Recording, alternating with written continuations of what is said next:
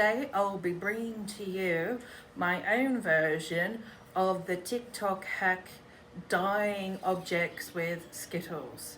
Now I should let you know that recently, due to lockdown, people have been trying to dye their hair using Skittles. And today this project will actually show you why that isn't possible. So first things first, we need everything that we're going to use. A plain white shirt, some Skittles, some elastic bands, and a water spray bottle. Here is our shirt, a nice white blank background, perfect canvas to work with. So now that we've got all of our gear together, what we have to do now is put a design on the shirt. To do that, we are going to scatter Skittles around. Doesn't look like very much right now, but we're going to change that. We're going to make sure these Skittles are nicely spread out, and then we're going to use a traditional tie dyeing method, and that involves grabbing an elastic band like so. Oops, it's trying to roll away from me. And tying, actually, I've done that back to front. Tying the Skittle in place. I'm going to go away and tie all of these to the shirt, and I'll be back when that's done. So here we are. I have tied all of these Skittles in place to the shirt. May not look like much. And this is the inside. As you can see, they're all tied on in place with elastic bands. Now comes the time of the water. I've got a spray bottle here, and I'm going to be really generous with each one. The reason for that is because we want as much dye to come out of these Skittles as possible. And the water is acting as a dissolving agent for the food colouring that is in the sugar coating of the Skittles.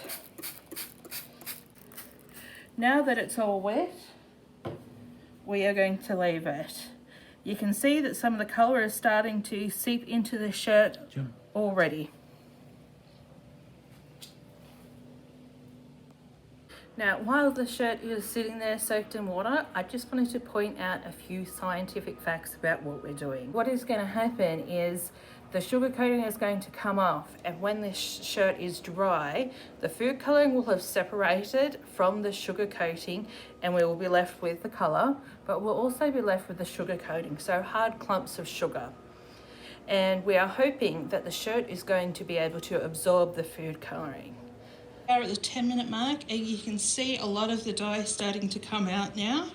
You can also see what looks like little beads of sweat on the Skittles that are tied, but that's actually beads of sugar. Hi everybody, I am back to show you what the shirt looks like after an hour. It's looking pretty good. We'll come back and check on it again later. But it has been 2 hours now, so I'm going to take the elastic bands off and leave the shirt to dry before washing it. And this is the final shirt, all nice and dried with cool little pops of colour. Kidding, not the finished product. This is just the dried shirt. That's what the shirt looks like after it's washed. As you can see, green did not stick around, and neither did the purple. Those both washed out completely. What did we learn from this experiment? Colour in Skittles does not have a fixing solution, and it does not have the components needed to bond with the fibres in the shirt to keep that colour staying on. There is a fixing product that you can use homemade. It is vinegar, salt, water solution. However, I did try that, and all I got was very muted colours that stayed for one wash before they came out completely. There just isn't that component, that chemical in the food colouring to keep the colour staying in the shirt. The same would happen for hair. Without that chemical reaction, without that particular process, it would not be able to stay in your hair.